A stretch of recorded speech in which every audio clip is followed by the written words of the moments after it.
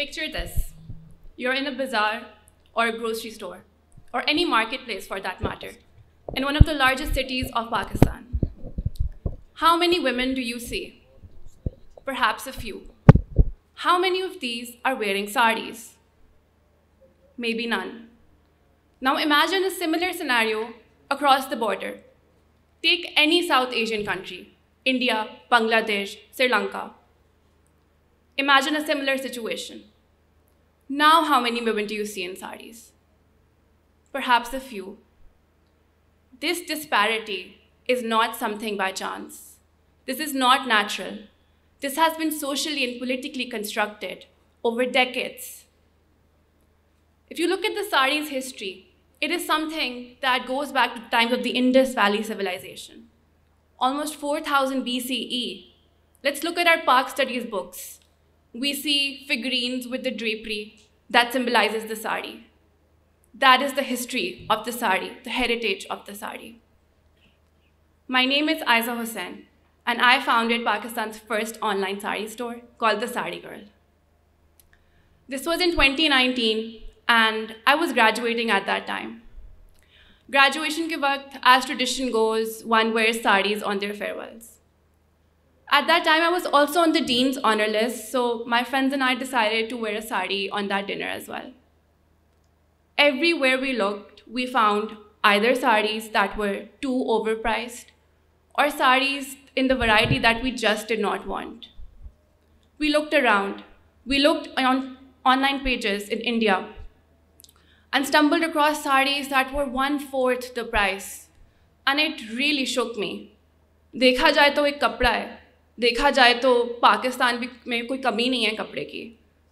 But the sari was nowhere to be found. So hence began the Saari Girl. I looked into local markets, I worked with vendors. I found myself affordable saris. I posted online one day, and I woke up to 50 messages overnight. People were thirsty for saris. It was a lost heritage that we wanted to regain. Hence, the Saari Girl started in 2019. My campaigns are rooted in social responsibility. So initially for a year or so, I remember I was very hesitant to post any faces, any bodies, because there were stereotypes attached around this dress. You have to be a certain age to wear it. You have to be a certain size to wear it. You have to be married to wear it. These perceptions I came across time and again with my audience. Women would talk to me for hours in DMs कि हम साड़ी पहनना चाहते हैं मगर हमारी सास कहती हैं कि अच्छी नहीं लगेगी. साड़ी पहनना चाहते हैं मगर मेरी माँ कहती है शादी के बाद पहन लेना. साड़ी पहनना चाहते हैं मगर मेरी बॉडी जो है वो साड़ी के लिए फ्लैटरिंग नहीं है. ये एक आधा मैसेज नहीं था. ये मैसेज मुझे बार बार रिसीव हुआ.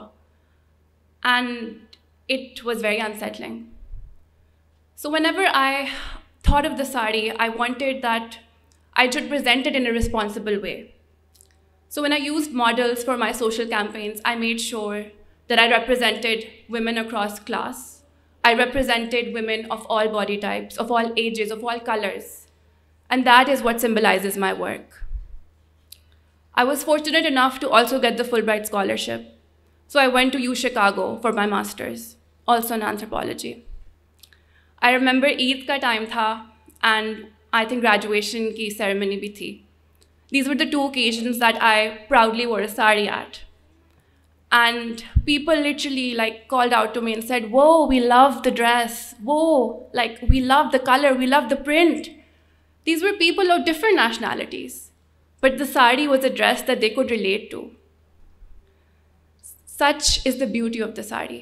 It's a tradition that is of our nanis and dadis. It's sadly something that has skipped out on a whole generation because of conservative times in our history. I remember my nani telling me कि मैंने तो साड़ी अपने honeymoon पे भी पहनी थी, बड़ा मज़ा आया था मुझे. But my mother to date has never worn a sari.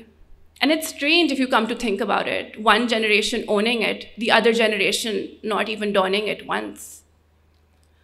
So my work around the sari really plays emphasis on all of this, on greater ownership of this dress.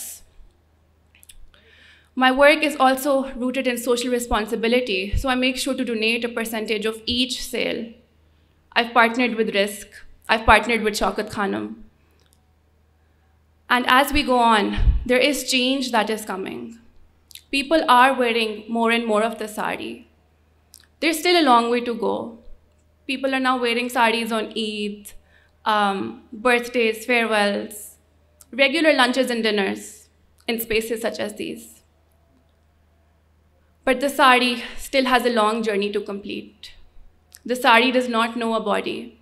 The sari does not know a nationality. The sari does not know a color. These are all labels that we have subscribed to. Change is coming, and we are normalizing saris once again. Thank you.